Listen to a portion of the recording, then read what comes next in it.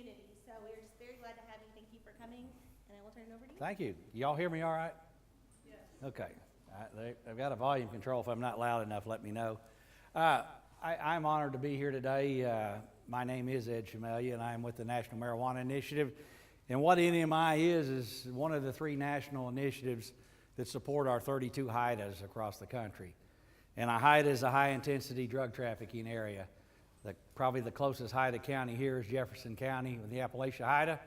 And unfortunately, HIDA designation isn't always a good thing, because basically what's that saying is a designation by Congress that there is a significant drug problem in this area, and there are resources that are needed to combat it. And we're dealing with, our principal mission in the HIDA world is to deal with mid and upper level drug trafficking organizations.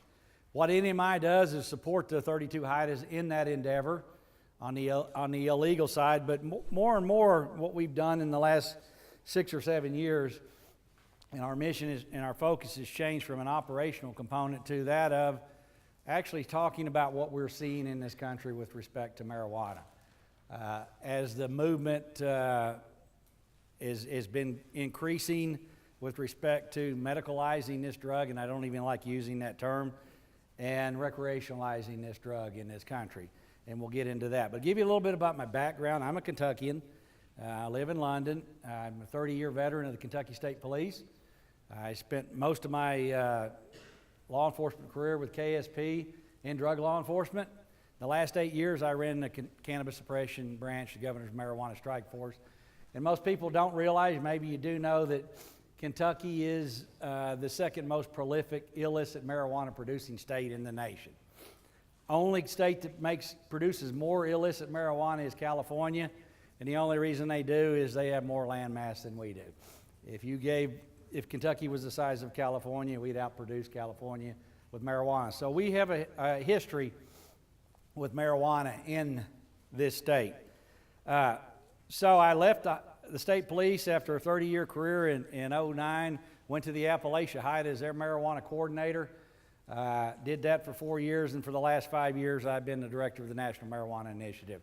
And biggest part of what Dale Quigley, my partner from Colorado, and I do is we travel the country and we talk about what we're seeing with respect to medical and recreational marijuana, the real impacts that we're seeing with this drug. And I'll start this talk off because really what you need to understand is where we are in this country, we didn't get there overnight. This has been a concerted effort for the last 35 to 40 years by 3 principal groups that have one singular laser-focused goal, and that's to legalize this drug recreationally. Absolutely, make no mistake about it. This isn't about the medicalization of this drug. This is about full-blown recreational use. And this is what has happened in the states. Because you can, and we'll talk about this model, you will not become a recreational state if you're not first a medicalization state, because that provides the infrastructure necessary to recreationalize this drug. So in order to understand where we are today, and that's the title, this is the state of marijuana in this country, in America. And right now, as you know, we have 29 states, with West Virginia being the most recent, that has decided that they want to medicalize this drug in some shape, form, or fashion.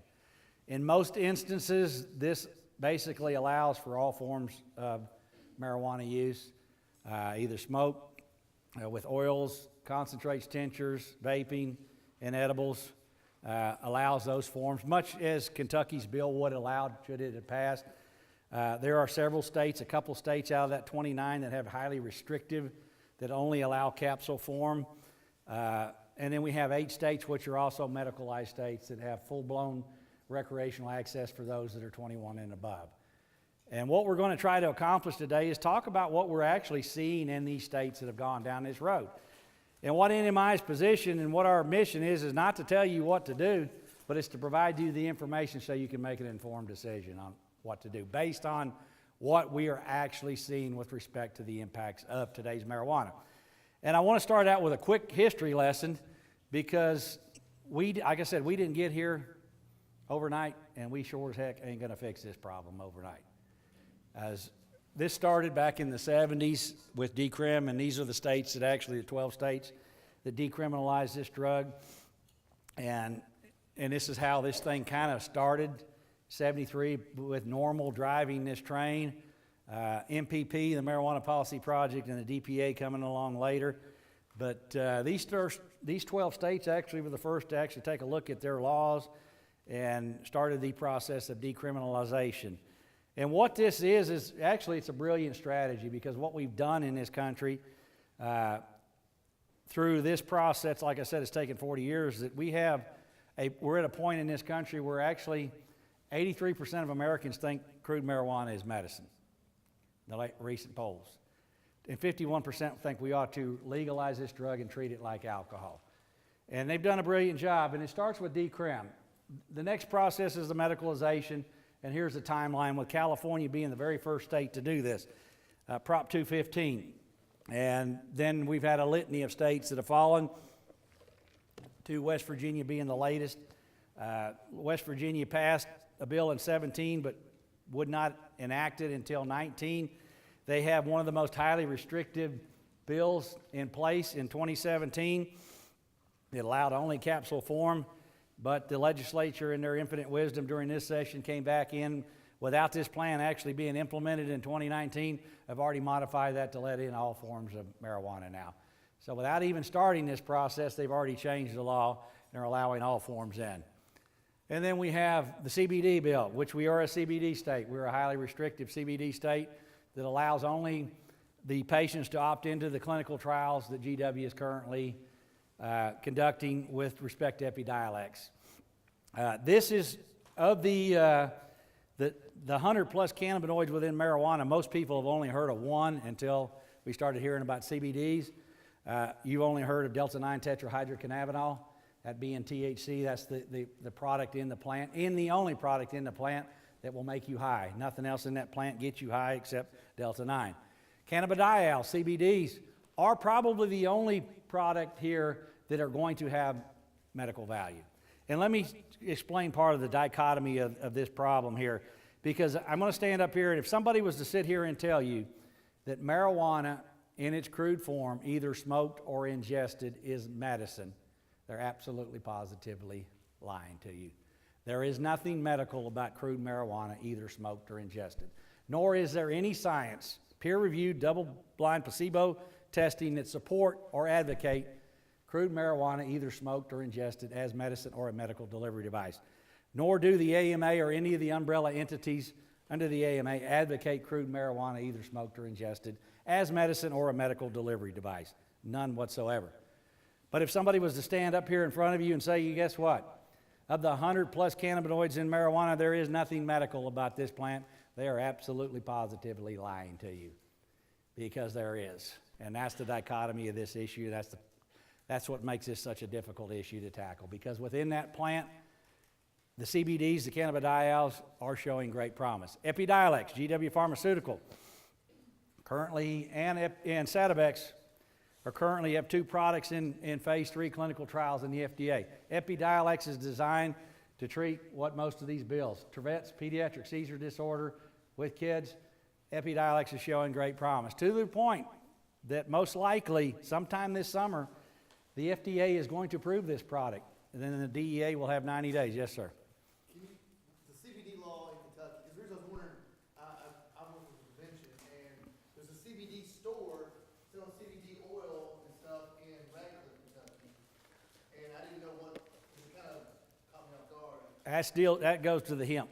That's a whole other issue that hemp's created with that. CBDs and hemp and marijuana, of course, THC, of course, is low levels, and, you know. The big difference between Epidiolex is it's actually been through the FDA trials.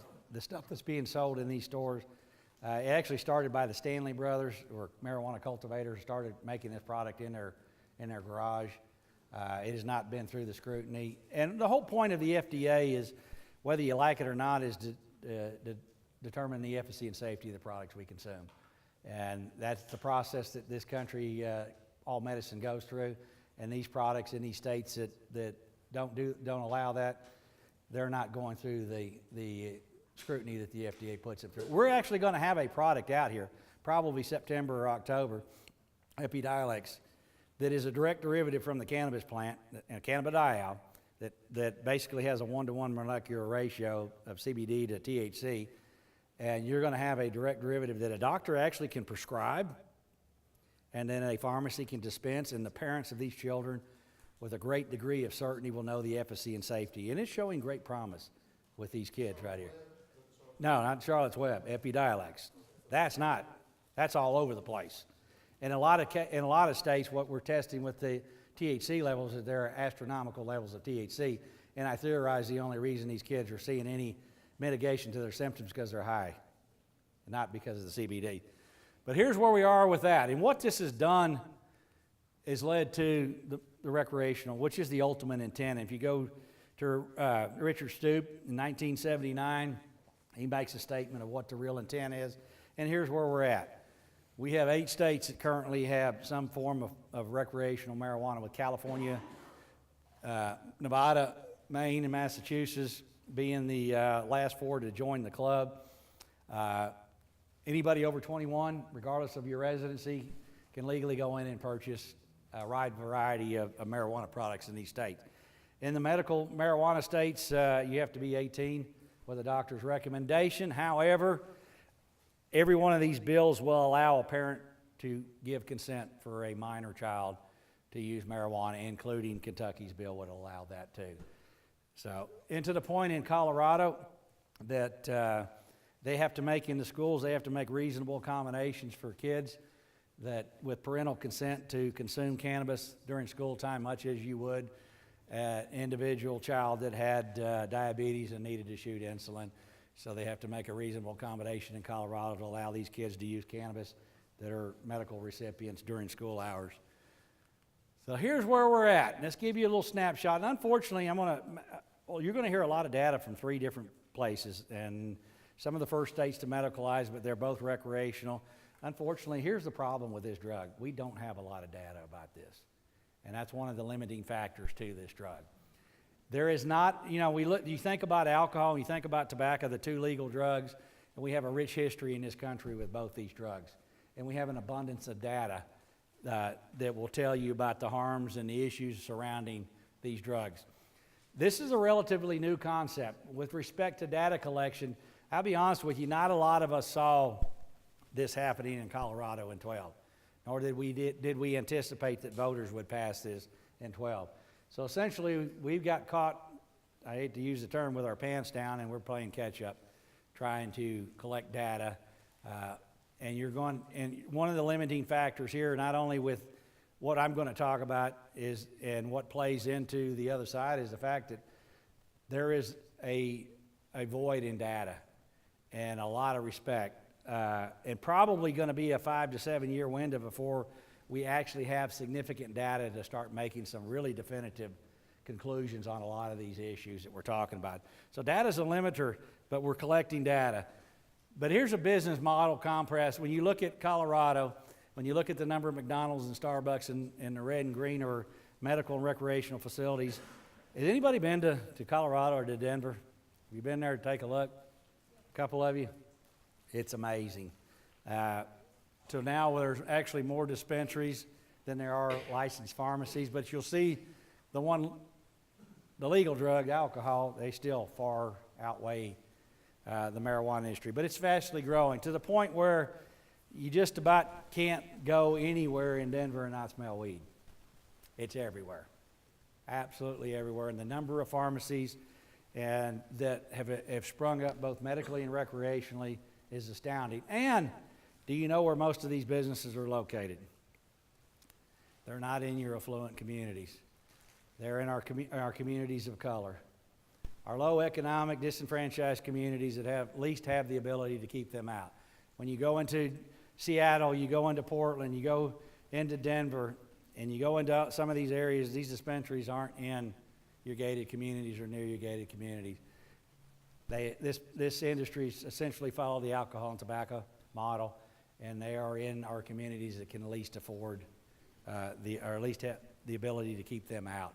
And that's our lower socioeconomic. And we are actually doing a study right now, and we're actually mapping out these communities based on census data at the poverty level. And we're not delineating race, we're just looking at where the poverty level is And what we have found out is a disproportionate number of these dispensaries, both medical and recreational, are in communities at or below the poverty level. And it's a model that has replicated itself in Washington and in Oregon again. But here's an idea of how quickly, since 12, to where you have almost close to 1,000 dispensaries in Colorado in about a 6-year window. And here's what you really need to understand, because when I talk about today's marijuana, most of us have no idea what we're talking about. Because usually your frame of reference of something is that when you experienced it. And here's the deal about today's marijuana. It is changing dramatically and radically. To the point, does anybody want to guess what percentage of sales crude marijuana makes up in marijuana states? I'm talking about what you can traditionally consider marijuana, that little flower that dries. You see these guys rolling in a joint. Anybody want to guess what percentage of sales that actually comprises of in these states? Less than 40%. Less than 40%. So you're looking at between 65 and 70% of the sales are in concentrates, oils, edibles, vaping, and tinctures. But here's the alarming thing about this. I am a product of the late 60s and early 70s. I went to high school in the early 70s. The marijuana that was around when I was in high school was very low potency marijuana. Particularly somewhere, if you had really good smokable product, you were looking at something in 1.5%, maybe 2%, was really off the charts marijuana. Most of the stuff hovered around 1% or less. Hash oil, 6 to 8%, was really potent hash oil. And this chart indicates this is the DCEP, the Domestic Cannabis Eradication Suppression Program, samples that law enforcement agencies that participate in that program have to submit. These are illicit samples. And you can see the rise in potency from 95, from right at 4% to 2014 is just shy of 12%. That's significant. You can't give that crap away in the medicalized states. You cannot give it away. Because here's what we're dealing with today. High time said in 2014, from a botanical standpoint, there is no way you can grow cannabis that will exceed 30%. Well, guess what they've done in Colorado? It's exceeded it to the point where last year we are seeing smokable product, crude marijuana, exceeding 40% in concentration. And from that, when you use extraction, that is how you are getting concentration levels that are upwards of 90+%. And here's what you need to understand, because as we move into what is actually going on and who's being impacted, all of the harms about THC on the developing brain were done. All the science, the valid research about the harms of THC on the developing brain are done in the 12 to 15% range. The fastest growing segment of users in this country are our youth. The absolute fastest growing segment of users in this country are our youth, our young people, are using at alarming rates. Average age of initiation is just south of 12 years of age. And I'm here to tell you that they are not initiating at 12%. They are not using smokable products like you see right up here. They're using some of these other products I'm getting ready to show you. We basically have no idea what today's marijuana is doing to the fastest growing segment of users, the largest population subset of users of marijuana today, and that's our youth. Absolutely have no idea what it's doing, because we just don't have the science and the research with the potency of today's marijuana. And we probably will not know for a decade or so what the actual impact to the largest growing segment of users are yet. And how do we know that? This is what you typically think is marijuana. This is the reality of today's marijuana. This is shatter, honey oil, wax, hash oil. These are where you're getting your concentrations that are off the chart. To the point where the DEA last year in a controlled environment extracted THC at 99.9%. Like 0.1% of being a product 100% THC. This is what our kids are using. All you got to do is go in there on YouTube and Google dabbing. Shatter. Our bill in Kentucky would allow home grows. And this is what you see when you allow home grows. Actually, if I was growing dope, this is all I would do is extract. This is where the money is. Because in Colorado, I can buy this product. This is 80%, and that's 80%, shatter at 80%. This product will cost me about $1,800 an ounce. I can actually take this product, go to the United States Postal Service, get it, if it fits its ship's box, put it in there. I can send it to Miami, Florida, and I can sell this same product that I gave $1,800 for $12,000 in Miami. This is why the industry is gravitated. This is why they want high-potency marijuana, because this is where all the money's at.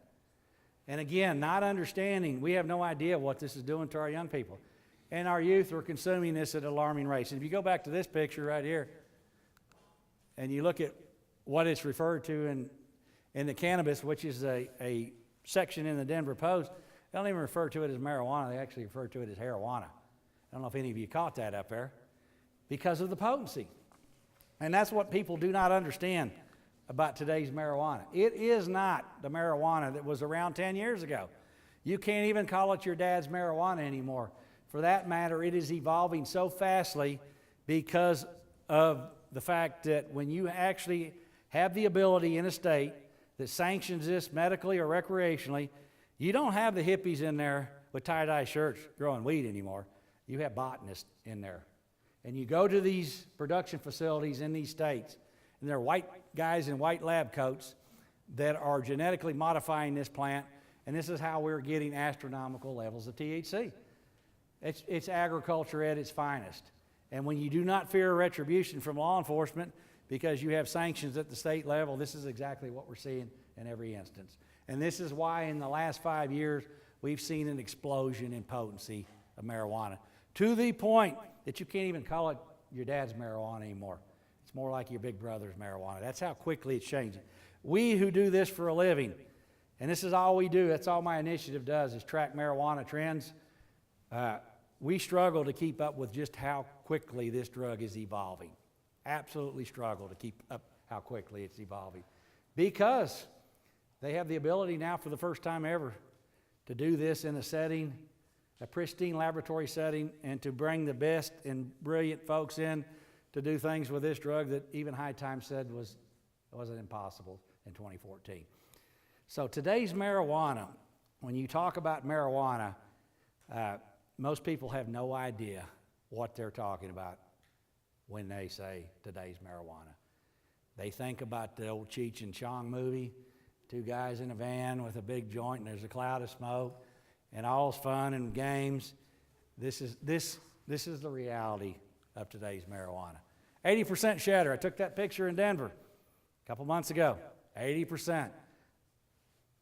If you'd have told me 10 years ago we'd have had 80% THC as a guy in the middle running the cannabis suppression branch for the Kentucky State Police, I'd have told you there's no way possible this could have occurred. Absolutely no way possible we'd ever see THC levels like this. 80%, and that's on the low end. Wax at 74%. Absolutely astounding. To this vessel right here. Vaping, which actually is the favorite delivery device with our youth today. Absolutely growing in leaps and bounds with our young people is vaping, cannabis. The brilliance of vaping is the stealthiness of vaping, because they can vape cannabis and law enforcement, their parents have no idea if they're vaping cannabis or nicotine because it's odorless, completely odorless substance. That's why our kids absolutely love this delivery device. And depending on what you're willing to pay, you can get vaping pens preloaded, anywhere from 30 to 60 to 70% THC concentration. Our kids love this. And I go to state, I speak to schools across this country. I like to come in a day early, and I go to the high school that I'm going to speak to, and I pull into the parking lot, and I take pictures of kids vaping. And they're doing it all over this country. You can't hardly find one smoking a regular cigarette anymore, but they'll vape the crap out of these things. And you can't, the beauty of this thing, you guys, cops, there's no way you know without actually busting that thing and field testing it, whether it's THC or whether it's nicotine. Absolutely no way to do that. This product is the rage, and it's a moneymaker for the industry. And we go to these products, edibles. By the way, vaping will be allowed in Kentucky's bill. So will these products here, edibles. And from these products, and again, and we've done a really good job in Colorado. We pounded them, we beat them. When Colorado and all these other medicalized states, why would you come out with a product that resembles a child's candy? When you have gummy bears, when you have lollipops, when you have Lifesavers or Jolly Rancher type candies, why in the world would you see the need to infuse those type candies with THC if you were not trying to attract that client base? When you look at peppermint patty, when you look at these Tootsie Rolls, I mean, how many of you in here eat gummy bears? Anybody eat? Good, thank God. Oh, you do have one eat gummy bears. Jeez. There's always one that runs my. Well, okay, all right. Well, yeah, all right. Well, y'all destroy that analogy. You know, I look at my 11-year-old grandson. He could eat 70 of it in one setting. But the difference is, you know, you can't tell the difference between a marijuana-infused edible. And my point being is we've actually were able to shame the Colorado legislature into last year changing the law to the point now in Colorado and soon to be in California that none of these edible products can resemble any child's candy. Absolutely cannot resemble any child's candy. So if we're going to do this thing in Kentucky, we need to ensure that that is one thing that absolutely happens. Hopefully we don't do this. But why in the world would you develop products that are supposed to be medicine? Now, by the way, all these are medicine. These are medicines. These are pictures taken from the medical. And here's the interesting thing. Do you know the difference between medical marijuana and recreational marijuana in a dispensary? Absolutely nothing. They're the same product. Absolute same product. The only differentiation is on the medical side. You have to have a card and be 18 to purchase the product. The line in the counter on the recreational side, you have to be 21 and from anywhere to purchase the product. The products are identical. There is no difference. See, it would be like you going to the pharmacy and I want a recreational Percocet. I don't have a prescription for the medical Percocet, so I'd like to have the recreational Percocet. That's the mindset with that. But all of these are medicine, by the way. I'd probably take my cholesterol medicine if it looked like some of this stuff here. I don't take it. My wife gets mad. But, you know, the kids are the target. But we've been able to push back in these states and say, look, if you're going to do this, don't have it resemble common children's candy. Number one, they can't tell the difference, as you'll see with some of the stats in poison control. They can't tell the difference. And again, what's your purpose? If you're really concerned about medicalizing these patients, then why does it have to look like a gummy bear? Why does it have to look like a chocolate chip cookie? And again, this is medicine. Yeah, took these pictures in Denver a few months. This is medicine. I don't understand it. This is all candies, edibles, which our bill will allow for all of this in Kentucky. The bills that were in the legislature would allow for all of this. Again, if this is medicine, why in the world does it resemble common children's candy? I have no idea. This is what it now has to look like in Colorado. Monkey bar has to be packaged in a manner that does not resemble any packaging, because I used to show up pictures of what it used to look like. Instead of the Butterfinger, it would be a Butterfinger. It would be a Butterfinger, B-U-D instead of B-U-T-T. Same common. Baby Ruth, same packaging, but Butter Ruth. You know, we were able to change it, and this is what it has to look like. Again, if we're going to do medicine and edibles, then it should not resemble children's candy. And then you have this stuff here. And this is part of the reason we're getting war. Again, I look at this. Does this have a pointer on it? I guess that's it right here. You know, gummy bears and CBD. This is the stuff you're talking about right here. That It's not CBD, it's high, it's SCBD plus THC in it. So, and it's sold under the provisions of the 2014 Farm Bill and the hemp provision in the Farm Bill, which allows for this. But this is where we're at. So let's talk a bit about who's really getting impacted. And I told you it's our youth, and how do we know? Because we're going to look at some survey data. This is a picture we took last year in Denver, Colorado on 4/20, which just occurred past Friday. That's actually the state capitol. I was standing probably about 250 yards away when I took this picture, and that ain't campfire smoke either. These are youth. This is in the state capitol at Denver, Colorado on 4/20/17, that lower left picture right there. That picture on the right's the same location too. These are young people celebrating the Holy of Holy Days in Denver, Colorado, 4/20. That's the state capitol.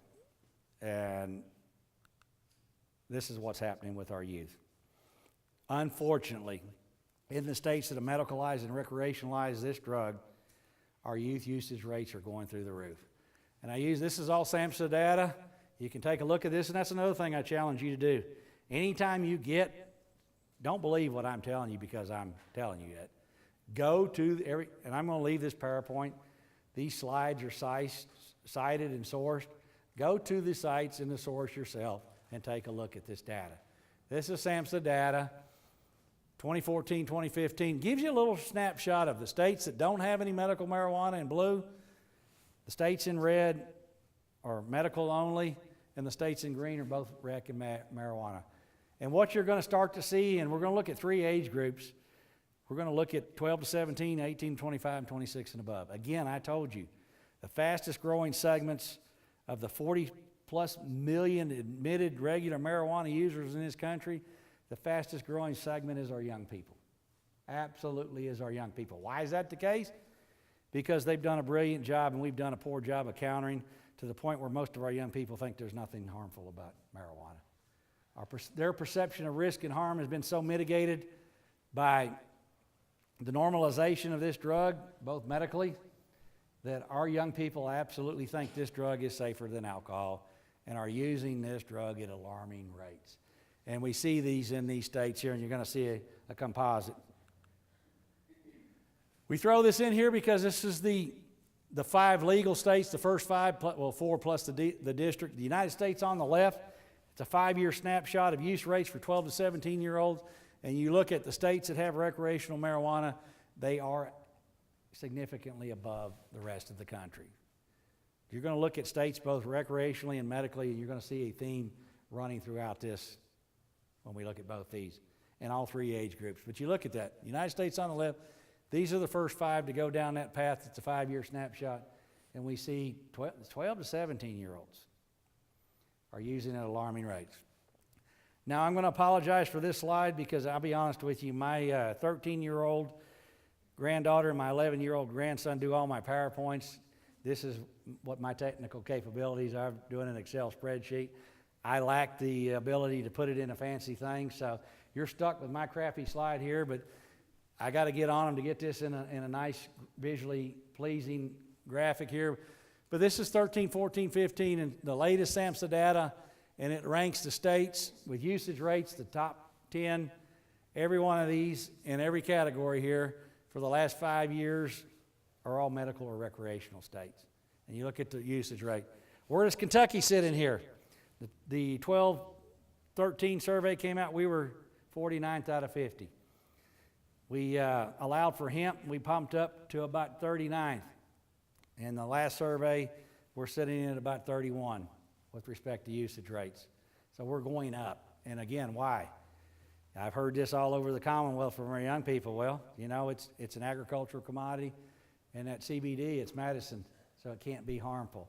We're already starting to marginalize this, and we're seeing that with the movement up of our young people in the Commonwealth here.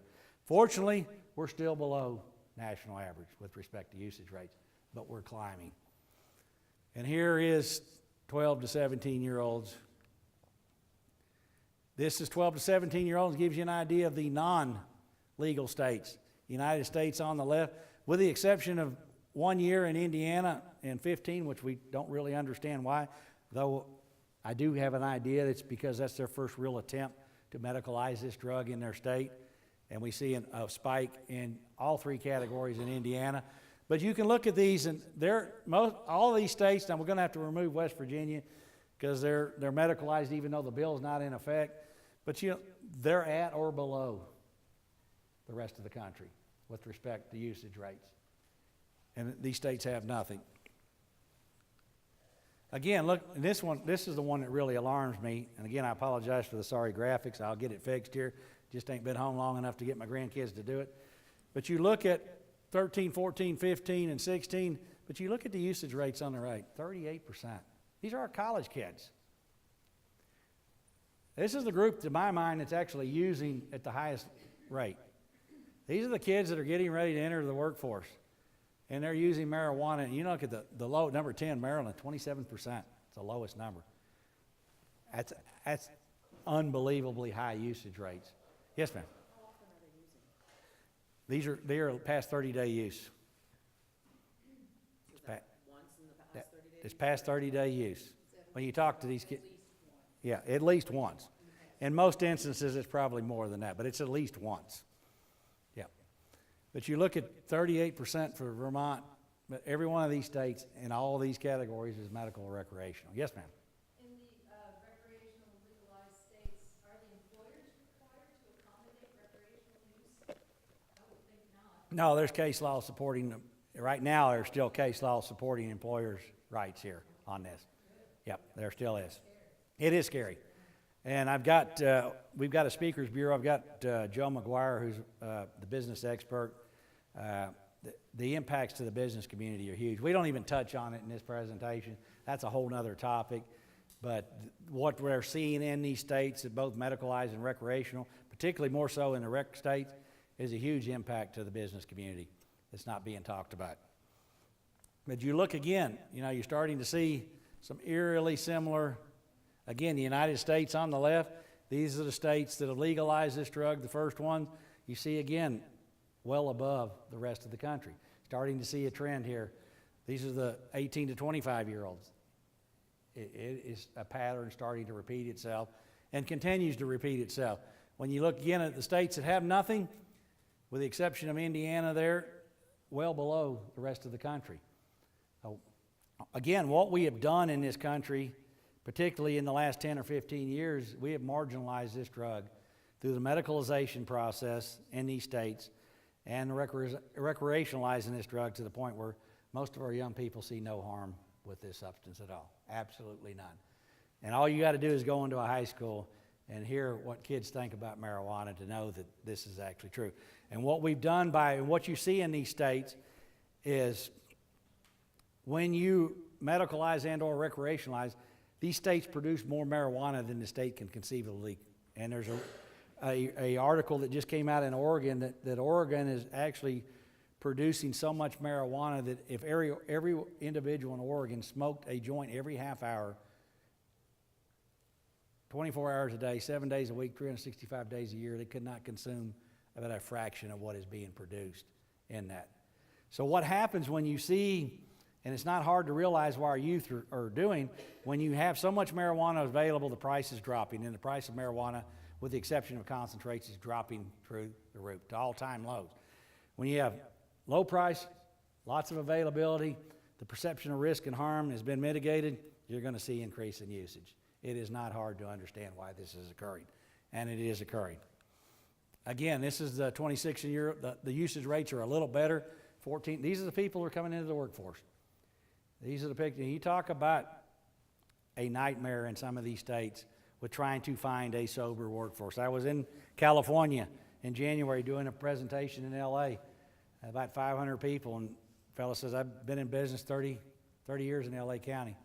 I cannot find a sober workforce. The number one drug I have for failure is marijuana. What am I supposed to do? I said, I can't answer that. I have no idea what you're supposed to do. It is so bad in the workplace that the largest private employer in this country, that is Walmart, no longer tests for marijuana in pre-employment screening because they cannot find enough people to even fill the positions at Walmart because that is the number one drug of failure and pre-employment screening for Walmart. To the point now where they're thinking about removing it from post-accident screening because guess what? Marijuana is the number one drug found in drug screens post-accident. It is impacting every level of business, and nobody's talking about that. We have several speakers, if you're interested in our Speakers Bureau, that are experts on its impact, that can give you that data and can talk to you about the case law that is coming down, both for the smoker and for the business. And I think we're headed to a collision course in the Supreme Court on who's actually going to win this. Right now, the lower courts are siding with the employer, but I think it's on a collision course that will eventually end up in the Supreme Court. But again, here, the same thing. Every one of these states in here is a medical rec state. Not a one of them has nothing. Usage rates are going up with the fastest growing segment of users, and that's our young people. Again, an idea, the states that did this first recreationally, again, understanding you're not going to be a rec state without first being a medical state. That process does not happen. Medicalization has to create the commercial infrastructure for recreation. It has to occur in that order, and that's the way it will occur. You first medicalize, shortly thereafter, and what we're seeing is that time span is shrinking dramatically. You look at this, the United States on your left, you look at these medical rec states, significantly above the rest of the country. All three age categories, all three of them. And here's a snapshot of those that have nothing. Again, with the exception of 1 year in Indiana, in all three age groups, we see that same year affected, where they have higher usage rates. And the only thing we can attribute it to is the fact that there was some serious legislation in that state to medicalize this drug, and a perception. So we don't really have an idea why that's the case, but you look at these lines, and these states that had nothing are well below the rest of the country. So there is something to the adage that with our young people, when you mitigate risk and harm and they see nothing wrong with it, there's readily available stuff, it's cheap, they're going to use it, and they are using it. And nobody's talking about this either. These are toxins from suicides. These are 10 to 19-year-olds in Colorado. I don't know how a 10 to 9 or somebody in that age group already has lost the zeal for life. I have no idea how that occurs, but it is occurring. These are the toxins, the known tox in these suicides. The number one drug found in their system is cannabis, coupled with alcohol being second. In most cases, it's both alcohol and cannabis. We're going down this trail, and you're being told that we're going to regulate, we're going to control this, much like we do alcohol. And if you ask any police, I asked this gentleman over here, if you ask me as a trooper working Eastern Kentucky, the number one drug that caused me more heartburn than any other drug, I'm going to tell you without a doubt, flipping alcohol. Without a doubt. Domestics, assaults, DUIs, collisions.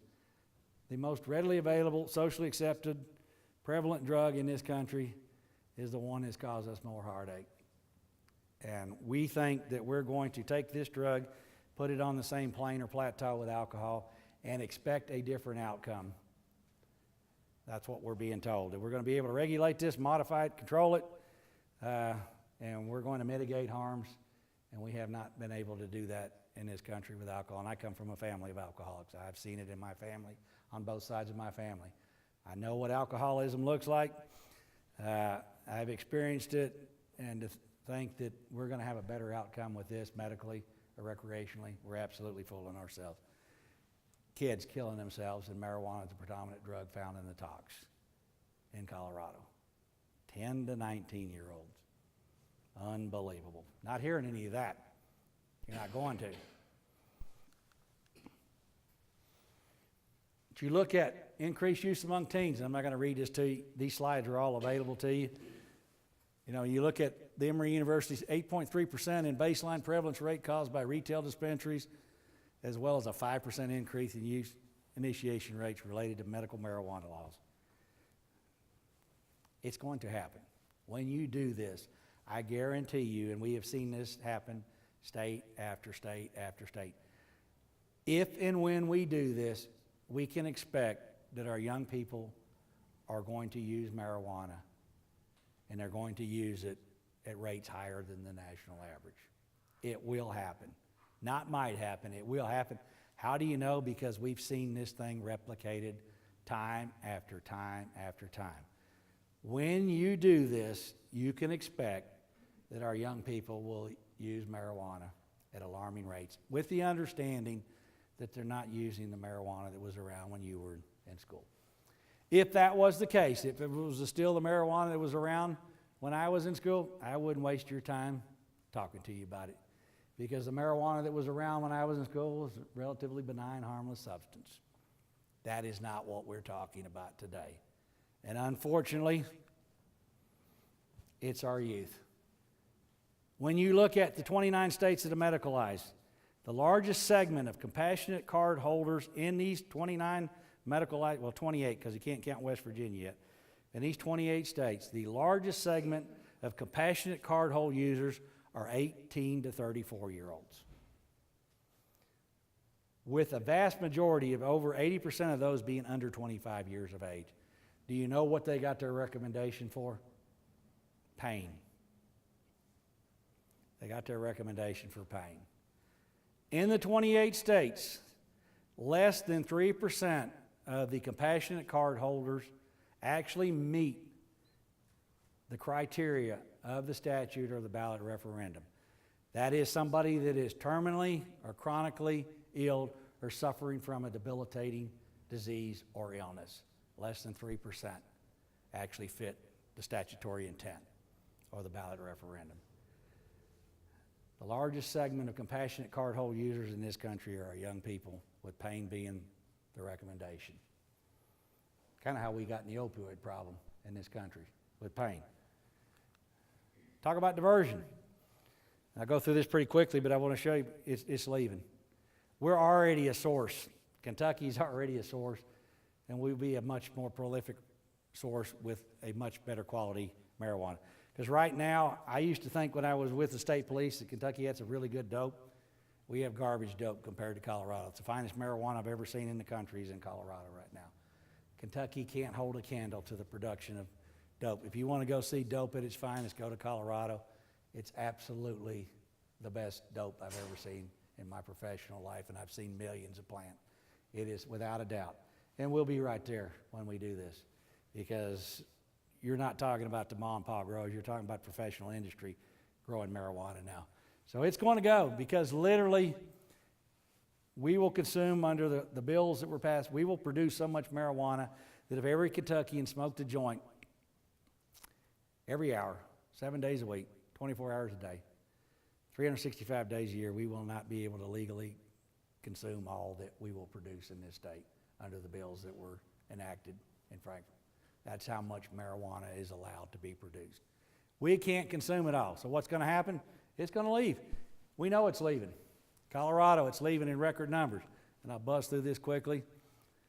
This will all be available to you. Oregon, same thing. It's leaving out. Washington, it's leaving. 440% increase in Colorado through parcels. Again, where is it going to? In 2017, Colorado was a source state. 44 states and 2 foreign countries they sent dope to. And it's coming here. I got this call December the 16th. Came from Riverside, California. He went to Lexington, Kentucky. Parcel interdiction. There's 150 pounds of hydro in there, but what alarmed me more is there's 1,500 of these vaping pens going to an individual that owns a group of smoke shops around Fayette and Jessamine County. These are loaded with THC at 70%, but he intended on selling in these shops. This stuff's already here. Coming out of California, I guarantee you, your vape shops in this community have access to it and are probably selling to our young folks. 70%, he gave $25 a pen and was going to sell them for $75. So you do the math. There's 1,500 of them in there. How much money was he going to make there? They keep them in that packaging, the Moxie 710, so if you see that, is that all of a sudden that's the one with the cannabis in it? No, it's just one of the manufacturers. There's a mess of them out there. That's just happened to be the one he purchased right there. But that does have the cannabis already in it. That's already preloaded. That's ready to go. The store, that means that's got cannabis preloaded probably. That, yeah, it's already, yeah, when he'll sell that, it would be behind the counter. You'd have to ask for that. It's not something he's gonna have in open, in violation of Kentucky law. He can't do that. Yeah, that's 70% by concentration, but it's coming. Other states it's legal at 70%, but here it's not. That's not legal law here. Right. Yeah, not legal law. Laws that are just passed, you talk about the ones that were just passed this year or a couple of years ago. No, you can't do that at all here in Kentucky with respect to vape. It's laws coming down. It's laws coming down. If the current bills that were enacted would allow for these pens. If they were passed, they would allow for vaping at concentrations basically left up to the producer to decide based on what the consumer is willing to pay. Because the higher the THC concentration, the more expensive the pen is. Anybody want to know what this is? This came from Colorado. Huh? That's wax. That's commercial grade extracted, that's wax. They are 2 5-pound blocks, came out of Colorado. This is, depending on what this actually tests with respect to potency, this is worth, these bundles are worth anywhere from $200,000 to $500,000. Yeah, those 2 little 5-pound bundles. You're looking at, if they're up there to 90%, you're looking at $500,000 right there. Dabbing. Dabbing.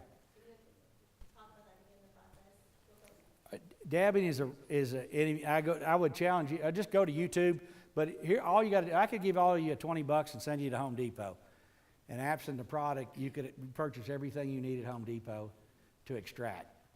And from that, all you need is glassware that's been modified. And basically there's a needle, usually a brass needle on there, and they superheat that needle with a torch. And the reason they call it dabbing, because literally all you need is what will fit on the end of a pen. And you superheat that needle, and then what you do is you touch that dab to that needle, it instantly vaporizes, and then you take a hit. So go on YouTube this evening and YouTube dabbing, and watch these guys. They'll take a hit and they'll go to the ground because of the potency of this stuff. It'll absolutely knock you on your socks. This stuff is so expensive, but it's so profitable. And you got to understand that potency is driving everything. Usage rates, driving addiction. We've never seen potency like we're seeing now. We have no clue what it's doing to the human body. The science isn't there yet, and it's probably not going to be there for several more years. We have no idea what we're doing to ourselves with these products. This right here, this came from Colorado.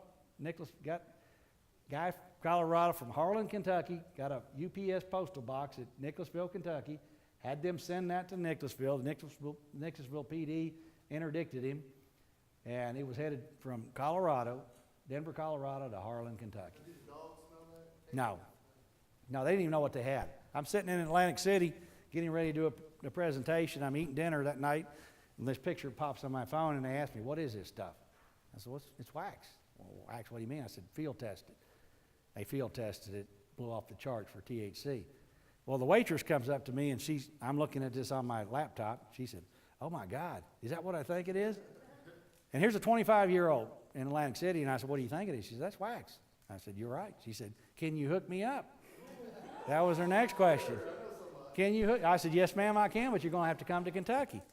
But here's a 25-year-old that already knew what that was, and 2 cops had no clue what they had. And her next words are, she said, "That stuff will F you up." Yes, sir. Yeah, I'm new to the area. I work at Southeast Christian Church. I came from Las Vegas. The high school pastor there. Yes. Dabbing is unbelievably popular, and one of the craziest things is it is so hidden. So, like the students I would come in contact with, I'd be open off, so yo, student class. So I dab. So tell me about it. In a classroom, teachers will turn back and I'll do it, and he goes, I said, explain his feeling. He goes, imagine being high. Well, I've been high. Imagine being high times 10, it's quick, Yep. and no one knows it. Yep. But I think the thing for us to be aware of is this is so easily hidden. So it's not like he said his has a little box and just did it, done. Well, he's actually using the vape pens have been modified. And what a standard vape pen for nicotine or cannabis oil actually burns at about 300 degrees. So what they've done is they modified these vape pens to burn at over 700 degrees. You have to burn it over 700 to do this. So they're actually doing a modified vape pen where you can actually buy pens and you can load your own product in. And what they're doing, and that's how they're doing that, they're vaping this with the vape pen that's modified for concentrates. The beauty of doing that, buying that pen is using also, you can also vape crack, you can vape meth, you can vape heroin in the same pen that designed to vape wax. These products will be allowed under our bill, should it pass. Using butane torches at home on school course to get the wax. Well, you actually do the extraction. You can you actually use butane to extract, and that's the beauty of it. For $20, you can go to Home Depot and you can get all you need: the PVC, the cap, coffee filters. Then all you need is butane, or you can use propane. I had a parent send me a picture or she said, my son is like really, really high all the time, but all he says he smokes weed. I said, did you find a butane torch anywhere? She goes, well, actually, yes, actually behind the refrigerator, he put a butane torch in. Well, he's dabbing with the torch. He's heating that needle up. But the vaping pens are what, yeah, that's a good point. But my point being, a 25-year-old knew exactly what this was, and our police officers in Nixonville had no idea what they had. But she had already very versed at it. She knew exactly what it would do, and she wanted it. And our youth know about this. They know more about, unfortunately, they know more about the trends in marijuana than most adults do. So if you're going to talk to your young people, the reason a lot of parents struggle is they don't have a clue what they're talking about, because they still think these kids are rolling a joint up and smoking weed in the back of the car. And that's not what they're doing.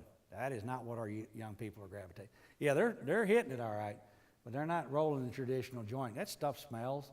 It stinks. You ever heard kids, that stuff, I smell like weed when I go home. Now I can do this, and I don't smell like weed when I go home. But I'm hiring a Georgia pine, and their parents can't figure out why. Can I make a comment? Yes. You said earlier that we don't know what this is doing Yes, ma'am. to our kids. Oh, we do know. And, yeah, there's research that shows that 90% of people who have a substance use disorder begin using before the age of 18. Mm-hmm. We know that kids have a much higher potential for addiction Yes. because their brains aren't fully developed. So, Yes. in that sense, Yes, we do know, and you're exactly right. We do, and I'll allude to that a little bit toward the end. and I'm not contradicting Yeah. you. What I'm getting across is that we have to come to a norm in our culture that doesn't say it's okay for kids to get high. Yes, Anything. on anything. Right. Yeah. Because they then open But themselves up to that. what? Concentration changes, what you're saying. Yeah, this conversation's got to change. Yeah, but what I'm saying on that is from the standpoint of the damage that it is doing to the human body. I get the addiction part and what it's doing with the elevation, those predisposed. Even now we're seeing individuals that are predisposed to schizophrenia. Regular marijuana use, particularly these high potencies, is early onset of triggering early onset of schizophrenia. Psychotic episodes of this that are occurring in these states are off the charts.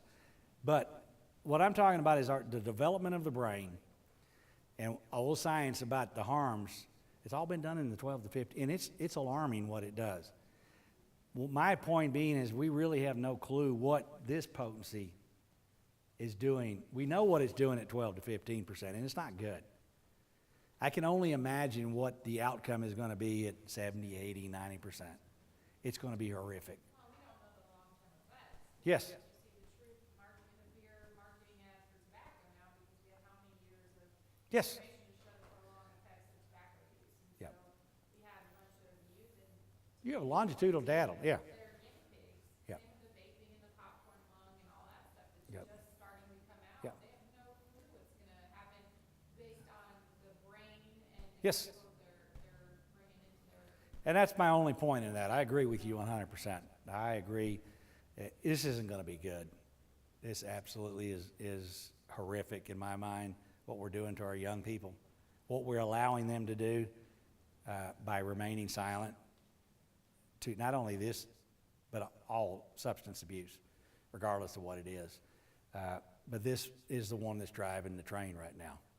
This is driving the train. Adding to your early onset schizophrenia, actually, I saw a couple weeks ago, 3 weeks ago, out in the UK Medical Journal, it's actually not just onset now, no family history is needed, they show a link between schizophrenia and smoking weed.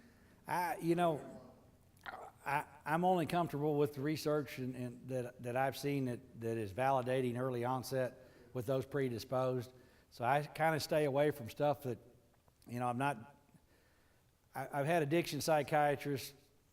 One of my best, Dr. Libby Stout, who runs one of the most successful treatment facilities in Boulder, Colorado, will plainly say this is a gateway drug and has the science to support that with what addiction looks like. I don't have that ability to do that. So all I know is that the science is very clear on early onset. The research is very clear on those predisposed that marijuana, particularly at high levels of potency, are triggering early onset of schizophrenia. So I'm comfortable with saying that. I'm not so much comfortable with the research saying that those that aren't predisposed may be inclined to have schizophrenia. That may very well be the case, but I just don't think there's enough research to validate that right now. So I'm very careful about talking, that we don't talk about what we don't have valid research that substantiates that. May very well be the case, and I wouldn't doubt if it is, but I just don't feel comfortable saying that. Yep. Impacts on the quality of life and safety here, and this is something else we're not talking about. Looking at DUIDs, which you guys might as well get ready if we do this. The number of individuals driving under the influence of marijuana in these states are going through the roof. And here's the problem with that. Unlike alcohol, which we know how the body processes alcohol, we have a clear body of science with respect to how the body metabolizes alcohol and what it does at certain levels. We have none of that with respect to cannabis. Absolutely none. We have no clear definitive per se. We know at alcohol at 0.08 you're presumed under the influence because the science will support impairment at 0.08. We don't have the science to support that at any level. States arbitrarily pick out an anagram level. Colorado, the process went from 0 to 15 and the legislature decided at 5 nanograms. They're getting ready to get about 2,000 DUIDs tossed because there's no science to support the 5 nanogram level of impairment. Basically what we're seeing in these states, unless you're a DRE, a drug recognition expert, you will struggle to successfully prosecute an impairment case with cannabis. We'll struggle to prosecute it. And I don't know how many DRE. I know my old agency had just a handful when I retired at 9. I don't know what some of these police departments do as far as having, it's an expensive process. The Oregon State Police, the Washington State Patrol are now training all their cadets to be DREs when they come out of. That's how significant the problem is. We're seeing an increase in the number of drivers involved that are operating under the influence of marijuana. Not only in Colorado, and this is part of the problem. I took this in Denver a couple months ago. This is gas and grass. I'm astounded that even we allow alcohol sales in a gas station. As a trooper, I've never understood the rationale for allowing you to fill both tanks up at one place, to be able to go in and tank your car up and tank yourself. And I have worked fatalities where freshly purchased alcohol from a convenience store or gas station was consumed and then shortly thereafter involved in it. This goes one step further, and I didn't believe it till Ben Cord, who's one of our speakers. He said, this is even better because you don't even have to go in the store, and I'll show you. So we went up here and we bought gas, and he hit the buzzer and he said, I'd like to buy some weed. And he, on the intercom on the gas pump, they said, what do you want? He told them. He said, here's the price. And he said, great, I'm pumping gas. They brought it out. They confirmed he was over 21 years old, and he paid for it at the pump, never set foot in the store. How would you like to go into your local gas station here, or convenience store, and hit the pump and say, bring out a 6-pack of Bud Light, and I'll show you my driver's license, and we wonder why DUID. This is in Denver, Colorado. Gas and grass, you never have to leave. You don't have to go in the car. You don't even have to leave it. If you can reach the pump, they'll bring your weed out to you in the gas station. And we wonder why DUIDs are going. I thought he was lying until I actually sat there and witnessed this purchase, and I was dumbfounded. And this is where we've got to the point where they're starting to mitigate. Now when they enacted these provisions in these states, in Colorado and Washington, Oregon, California, they could not be within 1,000 foot of a school or any area that children normally congregate. You know what it is in Colorado now? Down to 100 feet. 100 feet. So it's gone from 1,000 feet to 100 feet. They keep mitigating the distance between where these dispensaries can be located in proximity to our youth. Why would you have to be within 100 foot of a school? Absolutely astounding. Related, I've noticed I'm not saying marijuana caused these, they're related, but we're seeing an uptick in the number of individuals that are testing positive for marijuana and fatality accidents in Colorado. As you know, the traffic stats data always lags behind, but I'm told by the Rocky Mountain HIDA that the 2016 numbers, that will be at 25%. So essentially 1/4 of every fatality in Colorado, marijuana will be involved in that. Not saying it caused it. Don't leave out here saying it caused it. But 1/4 of every fatality, marijuana will be involved in that fatality. So it is having an impact, and we will see that. Crime, and again, not saying marijuana caused that, but here are the numbers between 9 and 12 from commercialization to full-blown wreck in 13. There's an increase in property violence and all crime. Again, not saying that it happened, but it has occurred.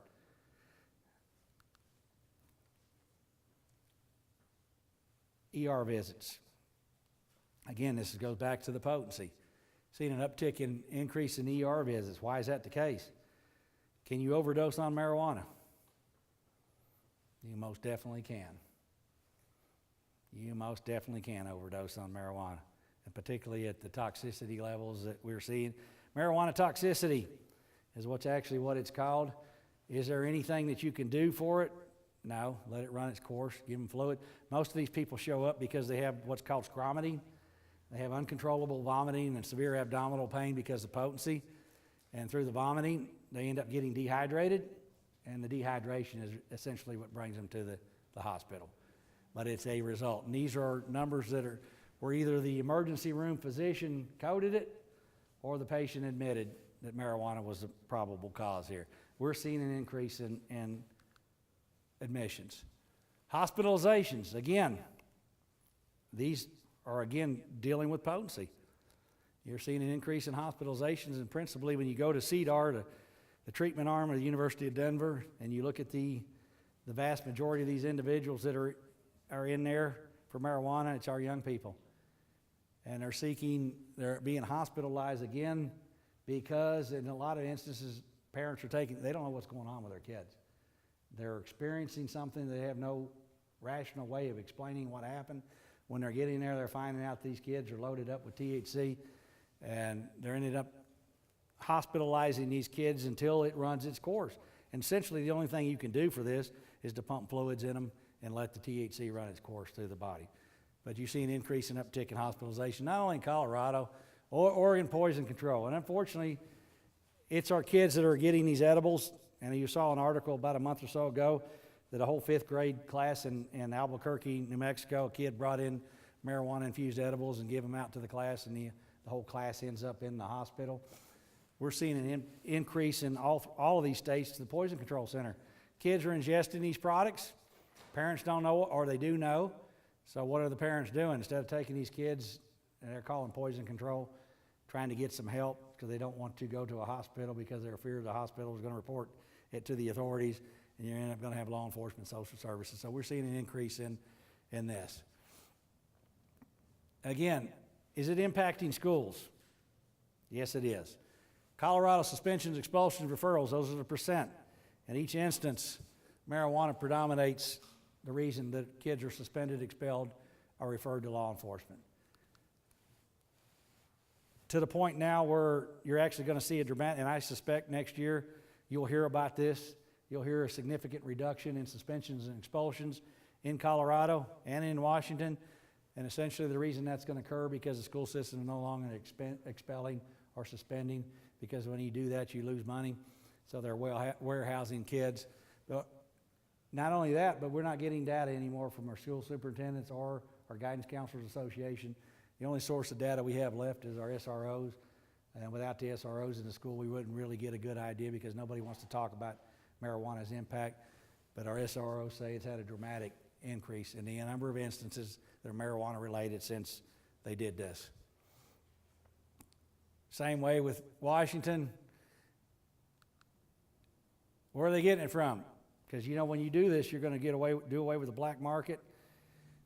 They're getting it from friends who obtained it legally, but they're getting it from the black market. You're never going to do away with the black market. In every one of these instances, the black market is flourishing. Anytime you tax a product, there's going to be somebody that's going to consume it. When you have home grows, the home grows are going to circumvent taxation, and you're going to see the black market. It's happening in every instance, not only there in Oregon, the other way is the black market. The black market's not going away. No matter how hard we try to regulate it, control it, the black market is going to flourish, and it isn't flourishing. Again, the same thing in Washington from friends. The other way is the black market. And look at it again. I throw this up here. This is treatment admissions for all ages. It's Colorado. The number one drug still in Colorado isn't marijuana. It's the first legal drug, alcohol. The number one reason in Colorado people are still seeking treatment admission is alcohol. Followed closely by marijuana, and methamphetamine and heroin is right behind it. But alcohol is still the number one reason, followed closely by marijuana. We're actually starting to see a downtick in marijuana admissions. Anybody want to guess why? No more court-ordered treatment. Kids aren't being intervened by the court system. Nobody's being intervened by the court sentence, so there's no more court-ordered treatment. So we're actually seeing a drop in marijuana treatment admissions because the courts were the principal vessel for that. It's not occurring. Here's a 5-year snapshot. And this is the Denver Post. This is what they said. And this is probably the most pro-marijuana publication in the country. This is what the Denver Post said at 5 years of legalization. This is what's going to happen and what has happened. Homeless rate is outrageous in Colorado and Washington and Oregon. It's absolutely amazing the amount of homeless people that have gravitated there for pot. They also said the number of drivers involved in fatal crashes has increased it significantly in 5 years of commercialization has done nothing but increase the amount of pot in our schools. And unfortunately, this is the most telling thing. It's going to be a while before we see the true ramifications of what we've done. THC extraction. I'll go through this because our bill allows for home grows, and this is what you're going to end up with. And anybody that can home grow, if you got any sense at all, this is all you're going to do is extract because that's where all the money is. But unfortunately, this is what happens. And all you got to do is Google THC extraction explosions, and you can see a multitude of people blowing themselves up on YouTube trying to extract this stuff. But home grows allow for this. And again, why would you do it? Because that's where all the money is. And our bill allows for this. And this is all you need. And this is the fancy version here. It's all you need to extract. But unfortunately, this is what happens. You blow yourself up, and that's just a hand burn.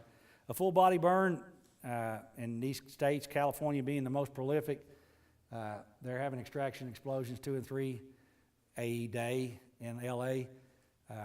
The average treatment for a burn unit at LA is about $1 million a patient. 85% of the people that blow themselves up are Medicaid patients, which means we're all paying for it. We're absolutely all paying for it. Meth lab or extraction lab explosions, which I would say that we would see a significant amount. Most of the law enforcement here have probably stumbled on them. If you've gone into indoor grow, probably didn't realize what you had. But that's where the money is. That's where the potency is. So that's why they do it. And home grows allow for that. Our bill will allow for that. Taxes. Here's what everybody wants to talk about. Let me tell you what. You're going to make a crap load of money. No ifs, ands, or buts about it. This is a revenue generator, without a doubt. There's no disputing that. For anybody to stand here and say something to the contrary is not being truthful with you. This will make revenue. To give you a snapshot, though, this is the 2017 fiscal budget for Colorado, and this is what marijuana represented in that budget. 0.8% of their entire general fund budget was thanks to contributions of marijuana taxes, both medically and recreationally. The number is astounding because last year they took in $219 million on $1 billion worth of sales. $219 million is a lot of money. I mean, just get that out. What we do not know, and what we will not know for some time, is what is going to cost us as a society. Have no idea, and we're not going to know. And how I know that is NMI has been chartered to actually do a fiscal impact study. We have been chartered by ONDCP and the HIDA world to actually do that.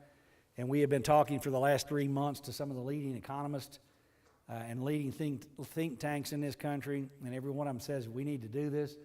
But here's what we found from economist to economist, some of the biggest, brightest minds. And these are all people that do alcohol and tobacco research. Biggest, brightest minds say, you know what, this needs to be done, but we just don't have enough data right now to show definitive causation.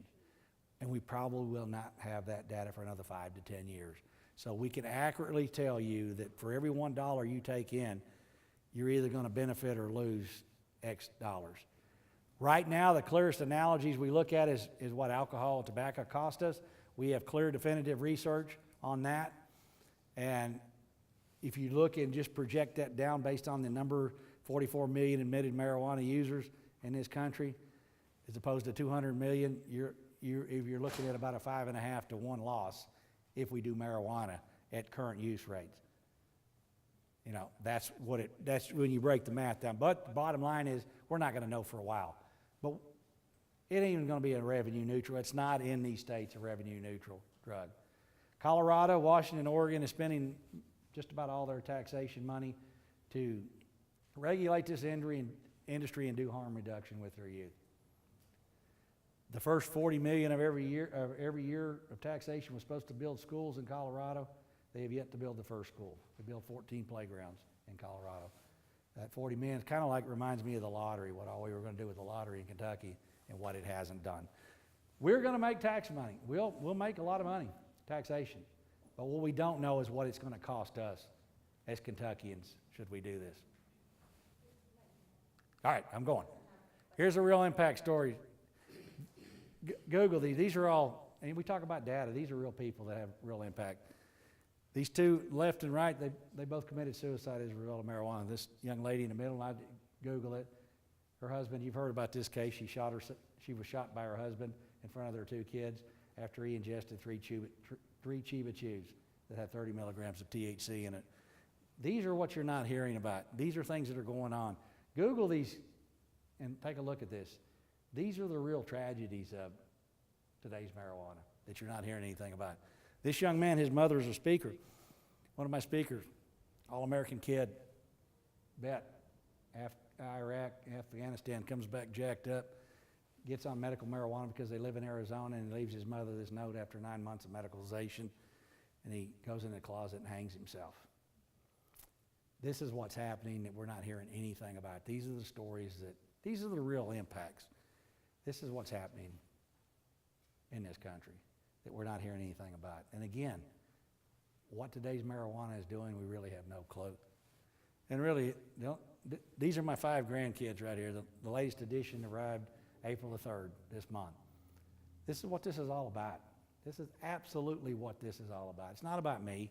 It's about our kids, about your kids, your grandkids. The future of this Commonwealth and the future of this country.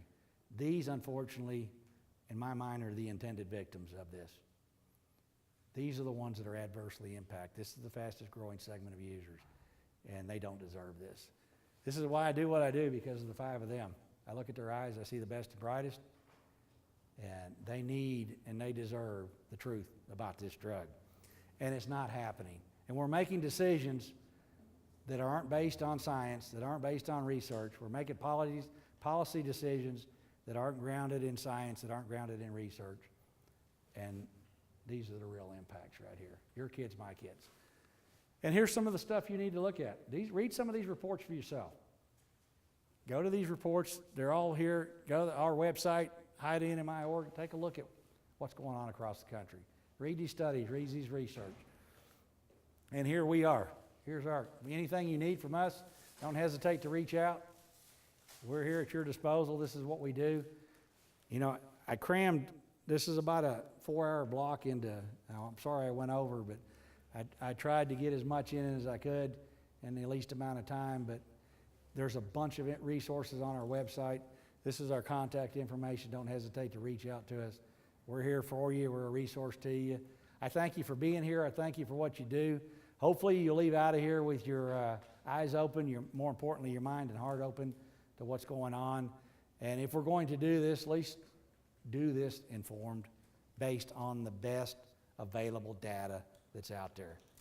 We owe it to the kids of this Commonwealth to do nothing but that. Thank you all very much, and God bless you.